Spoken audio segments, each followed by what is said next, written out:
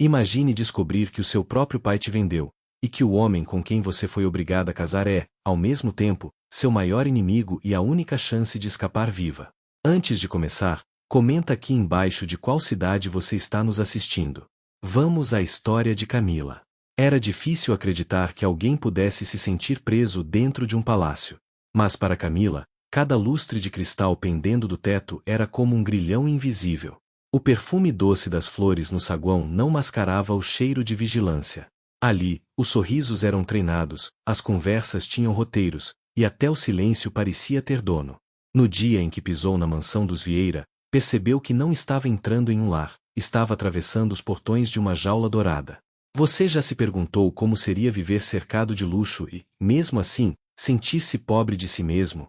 E já pensou se a liberdade vale mais do que qualquer promessa de segurança? A resposta, para quem já experimentou as grades invisíveis do controle, é simples. Conforto sem liberdade é só mais um tipo de miséria. E quando a alma está acorrentada, até o ouro perde o brilho. Camila observava cada detalhe do salão principal, tentando fingir naturalidade enquanto os empregados se moviam como sombras treinadas. Na cabeceira da mesa, o patriarca da família, Roberto Vieira, falava baixo, mas suas palavras tinham o peso de ordens militares. Daniel, o noivo que ela mal conhecia, mantinha o olhar distante, como se também quisesse estar em qualquer lugar, menos ali. A promessa feita pelo pai de Camila ecoava na cabeça dela: você vai ter tudo o que sempre sonhou. Mas o tudo dele não passava de paredes frias, compromissos impostos e um anel que mais parecia algema. O jantar corria como uma peça ensaiada. Cada prato vinha servido com a perfeição de um banquete real, mas Camila não sentia o sabor. Estava ocupada demais tentando decifrar a mansão. Portas fechadas. Corredores longos demais. Olhares rápidos que se desviavam ao encontrar o dela. A cada minuto, crescia a sensação de que havia coisas que ninguém ousava dizer em voz alta. Talvez fosse o peso de segredos enterrados sob o piso de mármore. Talvez fosse o pressentimento de que aquela casa, mais do que um lar, era um tabuleiro de guerra. E ali, no primeiro dia como futura esposa de Daniel Vieira, Camila percebeu: o casamento não era o começo de uma nova vida. Era a sentença que marcava o fim da vida que ela conhecia. O pai de Camila chegou no fim daquela noite, vestindo a velha camisa social que usava quando queria parecer mais importante do que era. Os botões já começavam a se soltar, mas ele andava ereto, com o queixo erguido, como se tivesse acabado de fechar o melhor negócio da vida. Cumprimentou Roberto Vieira com um aperto de mão demorado, cheio de um respeito quase servil, e depois olhou para a filha. O olhar não era de carinho, nem de orgulho. Era um aviso. Camila sabia ler aquele aviso desde criança: não me envergonhe. Era o mesmo olhar que ele lançava quando ela, ainda pequena, se esquecia de sorrir para os clientes da oficina ou quando fazia perguntas que expunham as dívidas escondidas. Naquela noite, sentiu que o pai não via mais uma filha diante dele, mas uma ponte. Uma ponte que ele precisava atravessar para voltar ao lugar que acreditava merecer.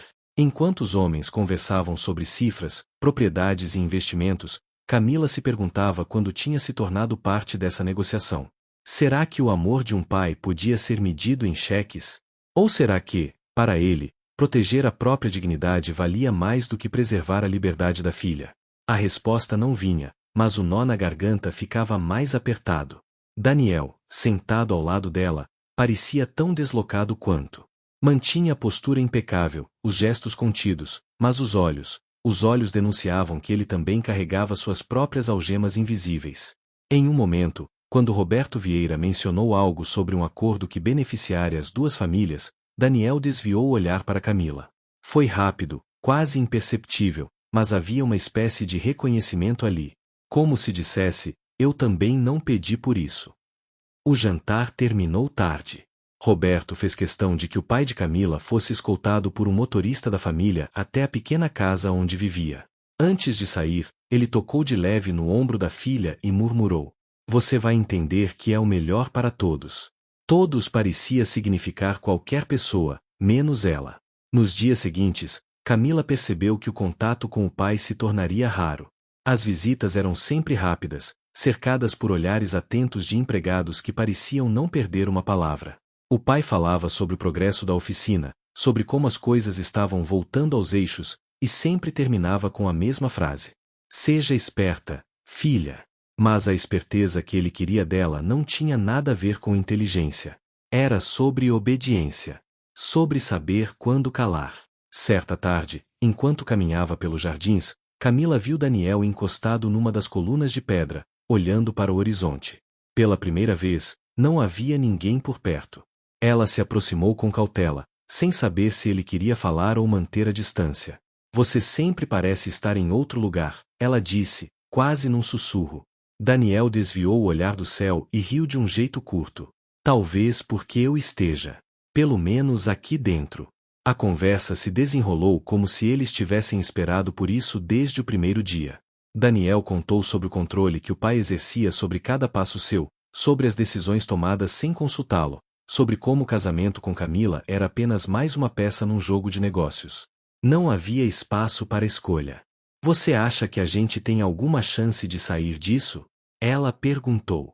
Daniel a olhou por alguns segundos antes de responder. Não enquanto eles precisarem de nós. Essas palavras ficaram gravadas na mente de Camila. Pela primeira vez, ela entendeu que o que estava acontecendo não era apenas sobre um casamento forçado. Era sobre duas pessoas usadas como instrumentos para manter um império funcionando. E, no centro disso tudo, havia dois pais dispostos a sacrificar a felicidade dos filhos para proteger seus próprios interesses. Naquela noite, no quarto enorme e silencioso, Camila pensou na infância. Lembrou-se do pai consertando carros até tarde, das mãos sujas de graxa e do riso fácil nas noites em que a conta de luz podia ser paga. Era difícil conciliar essa lembrança com o homem que agora tinha entregue como moeda de troca. Será que ele havia mudado, ou será que ela nunca o conheceu de verdade? As dúvidas a consumiam, mas havia algo ainda mais perigoso crescendo dentro dela, um fio de cumplicidade com Daniel. Não era amor, pelo menos não ainda.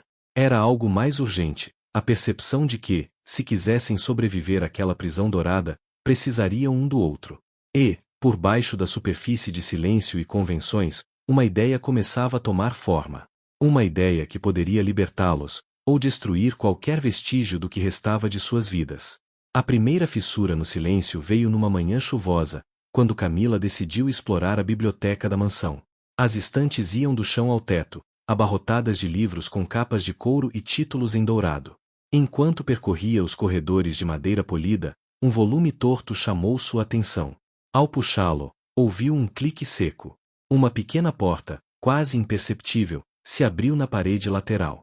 O espaço atrás era estreito e empoeirado, iluminado apenas por uma fresta. No fundo, havia uma caixa de madeira fechada com um fecho simples. Dentro, encontrou um maço de cartas amareladas e alguns documentos com o brasão dos Vieira. As cartas eram correspondências antigas entre Roberto Vieira e políticos locais, falando de compras de terrenos por valores irrisórios e de garantias oferecidas em troca de favores. Um dos papéis mencionava o nome da oficina do pai de Camila, datado de anos antes, sugerindo que o negócio dele havia sido usado como garantia para um empréstimo que nunca fora pago. O choque fez seu coração acelerar. Não era apenas uma união de famílias para negócios futuros. O pai de Camila já estava preso às mãos de Roberto havia muito tempo, e talvez o casamento fosse apenas a etapa final para amarrar tudo. Enquanto lia, não percebeu que Daniel estava parado na entrada secreta. Ele não parecia surpreso com o que via. Eu sabia que você acabaria encontrando alguma coisa, disse, com um tom quase cansado. Aqui, nada é por acaso. Ele entrou, pegou uma das cartas e a leu como quem revê um velho conhecido. Esses documentos são só a ponta do iceberg. Meu pai mantém arquivos sobre todo mundo com quem faz negócios. Ele garante que, se alguém tentar se rebelar, tenha muito a perder. Camila o encarou. E por que você nunca fez nada? Daniel suspirou, apoiando-se na estante. Porque crescer aqui é aprender que a sua vida não é sua. E, quando você começa a acreditar nisso, deixa de lutar. A conversa foi interrompida por passos apressados no corredor. Daniel rapidamente guardou tudo na caixa e fechou a passagem secreta.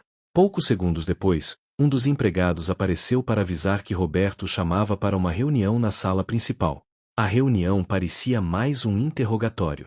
Roberto falava sobre um jantar de negócios que teriam no dia seguinte, onde Camila deveria representar a família com postura impecável. Ele descrevia os convidados como aliados estratégicos, mas o subtexto era claro. Cada gesto, cada palavra dela serviria como peça no jogo de influência que ele mantinha.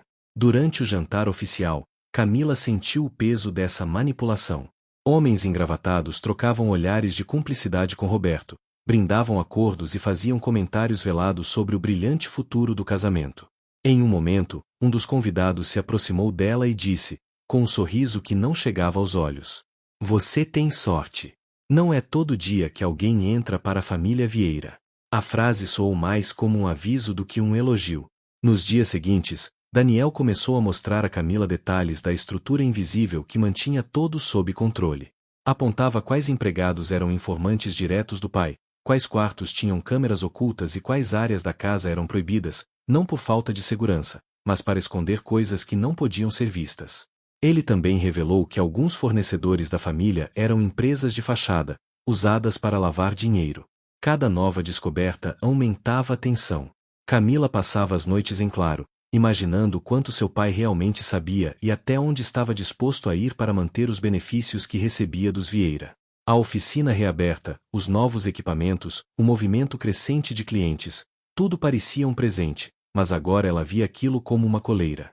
Um fim de tarde, enquanto caminhava pelos fundos da propriedade, Camila ouviu vozes na garagem de serviço. Aproximou-se devagar e reconheceu o pai conversando com Roberto. A porta estava entreaberta e o tom das palavras era baixo, mas a frase que conseguiu captar a fez gelar. "Ela vai se adaptar. Não se preocupe, Roberto. Eu sei como lidar com minha filha." Naquele instante, Camila entendeu que não havia mal-entendido, ingenuidade ou inocência no que estava acontecendo. Seu pai não era apenas um peão no jogo, ele era parte ativa da trama. E, se ela quisesse sair dali, teria que jogar melhor do que todos eles. Quando voltou para dentro, encontrou Daniel no corredor.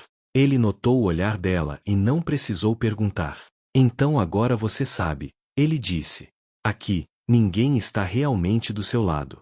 Naquela noite, Camila ficou sentada na beira da cama por horas, encarando o reflexo no espelho. Tentava entender em que momento o ódio que sentia por Daniel começou a se misturar com outra coisa. Ele ainda era o homem com quem foi obrigada a se casar, o rosto que representava a prisão em que vivia, mas agora também era o único que sabia, de fato, como era estar preso ali. Essa compreensão não apagava a raiva, mas criava um tipo estranho de cumplicidade. Na manhã seguinte, ao descer para o café, encontrou Daniel já sentado à mesa, folheando um jornal. Ele levantou os olhos por um instante e disse: "Preciso te mostrar uma coisa.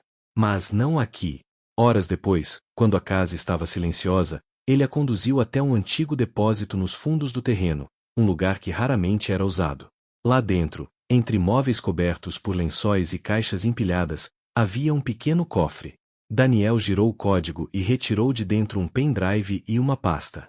"Isso é o que pode derrubar meu pai", disse, entregando o pendrive para ela. "Documentos, contratos falsos, registros de transferências. É tudo que ele usa para manter as pessoas sob controle."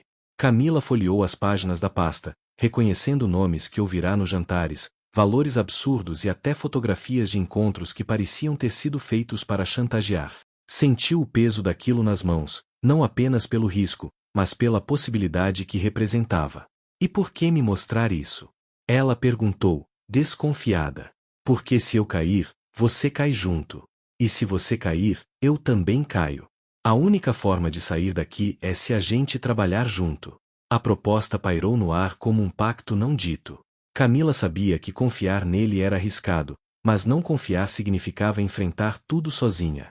E sozinha, ela não tinha chances. Nos dias seguintes, começaram a agir de maneira quase coreografada. Durante os eventos e jantares, faziam questão de manter a distância, fingindo desinteresse um pelo outro. Mas nas brechas da rotina, trocavam informações, discutiam planos e observavam cada movimento de Roberto e dos empregados que lhe eram leais. Daniel ensinou a Camila quais portas podiam ser abertas com chaves mestras escondidas nos corredores, quais áreas da propriedade tinham menos vigilância e como usar os horários de entrega para entrar e sair sem chamar atenção. Aos poucos, a hostilidade inicial se transformou em algo mais prático. O sarcasmo deu lugar a conversas mais diretas, e as provocações, a risos rápidos que precisavam ser abafados para não chamar atenção.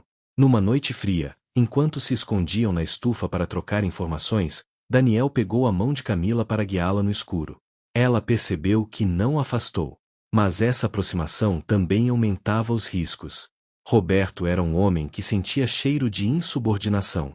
E ele começou a fazer perguntas mais diretas, a manter Daniel ocupado com reuniões e a convocar Camila para almoços privados, onde testava as respostas dela sobre o casamento e sobre a vida na mansão.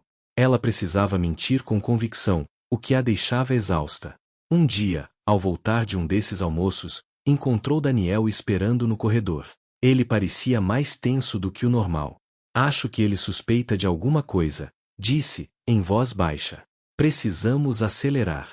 Foi nesse momento que Camila percebeu que não havia mais volta. O ódio inicial que sentirá por Daniel se transformará em uma aliança real. Não por escolha livre, mas pela necessidade de sobreviver. Agora, o que os ligava não era o casamento arranjado, nem as expectativas de suas famílias. Era o conhecimento de que um erro poderia destruir os dois, e que só escapariam se confiassem plenamente um no outro. Naquela noite, sentados no chão do quarto dela, traçaram um plano mais ousado. Usariam o pendrive para criar cópias dos arquivos e distribuí-las a pessoas que pudessem agir contra Roberto caso algo acontecesse com eles. Era arriscado, e qualquer movimento errado chamaria atenção. Mas era a única chance que tinham. Quando Daniel se levantou para ir embora, parou na porta e olhou para ela. Se isso der errado, eu quero que saiba, eu não estou fazendo isso só por mim. Camila não respondeu. Apenas segurou o olhar dele por alguns segundos, sentindo que a linha entre aliados e algo mais começava a se apagar. A chuva caía pesada naquela noite, martelando as janelas da mansão como se tentasse arrancá-las do lugar. Camila sentia o coração acompanhar o ritmo da tempestade enquanto verificava, pela terceira vez, a pequena bolsa escondida no fundo do armário. Dentro dela, o pendrive com as cópias dos documentos e algumas poucas coisas que considerava essenciais. O resto ficaria para trás, junto com tudo o que aquela casa representava. Daniel entrou no quarto sem bater, o rosto tenso, o cabelo úmido pela água que escorria do casaco. Está na hora, disse, fechando a porta atrás de si. O motorista que eu subornei já está esperando no portão de serviço. O plano era simples apenas no papel: sair pela ala dos empregados, aproveitar o momento em que a vigilância estava distraída com a chegada de um carregamento e pegar o carro até um endereço seguro na cidade. Lá, um contato de Daniel publicaria parte dos arquivos e enviaria o restante para pessoas influentes o suficiente para colocar Roberto contra a parede. Enquanto caminhavam pelos corredores escuros, Camila sentia cada passo pesar como se fosse o último. A cada som distante, seu corpo reagia como se já tivesse sido descoberta. Quando chegaram à porta lateral, o cheiro de terra molhada misturado ao diesel do carro estacionado pareceu uma promessa de liberdade. Mas antes que pudessem atravessar, uma voz conhecida os cortou como uma lâmina. E para onde vocês dois acham que vão? Roberto Vieira estava parado no topo da escada, vestindo um robe escuro e segurando um copo de uísque. O sorriso frio nos lábios não deixava dúvidas, ele sabia. Ao lado dele, o pai de Camila, com a mesma expressão de sempre, mas agora com algo a mais, um misto de culpa e desafio. Pai, Camila começou, mas a voz falhou. Você acha que pode me destruir com meia dúzia de papéis? Roberto desceu os degraus devagar, como um predador se aproximando da presa. Tudo que tenho não veio só de poder, mas de saber o que as pessoas mais amam, e como tirar isso delas. Daniel deu um passo à frente, protegendo Camila com o corpo. Então talvez esteja na hora de alguém fazer o mesmo com você. A tensão era quase física, como se o ar tivesse engrossado. O pai de Camila se aproximou e, por um momento, ela pensou que ele ficaria do lado deles. Mas as palavras dele a golpearam mais do que qualquer faca. Vai comigo agora, filha. Você não sabe no que está se metendo. O que aconteceu a seguir foi rápido demais. Camila deu um passo atrás, segurando firme a bolsa com o pendrive, e olhou para Daniel. Havia uma pergunta silenciosa ali: você está comigo até o fim? Ele assentiu. Então, num impulso, ela correu para a porta. Daniel a seguiu, e o motorista arrancou assim que eles entraram no carro, deixando para trás gritos, ordens e o som da tempestade. A cidade parecia um labirinto de luzes borradas pela chuva. No banco de trás, Camila tremia, não apenas pelo frio, mas pela certeza de que aquela fuga era só o primeiro passo. Quando chegaram ao endereço combinado, um apartamento simples em um prédio antigo, foram recebidos por uma mulher de meia-idade que parecia já saber quem eles eram. Sem perder tempo, ela pegou o pendrive e começou a transferir os arquivos para múltiplos destinos. Depois disso, não há volta, disse, sem tirar os olhos da tela. Camila respirou fundo. Não havia mais espaço para dúvidas.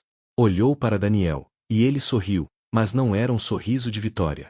Era de alguém que sabia que a guerra estava apenas começando. Horas depois, sentados no sofá gasto do apartamento, ouviram o primeiro noticiário mencionando documentos confidenciais que poderiam implicar figuras importantes. Camila não sabia quanto tempo tinham antes que Roberto tentasse reagir, mas pela primeira vez desde que pisara na mansão, sentiu-se dona de si mesma. Daniel quebrou o silêncio. Pode ser que a gente perca tudo. Ela olhou para ele, firme. Tudo o que importava, a gente já tinha perdido.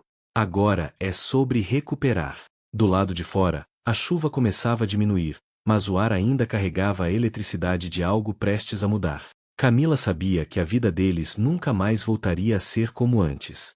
E, apesar do medo, havia uma centelha de algo novo dentro dela. Não era só alívio. Era liberdade. E no fundo, ela tinha certeza, Roberto e seu pai ainda tentariam caçá-los. Mas quando chegasse esse momento, eles não estariam mais sozinhos. E se fosse você no lugar da Camila, teria coragem de arriscar tudo para ser livre ou ficaria na prisão dourada esperando que alguém te salvasse? Quero muito saber o que você faria.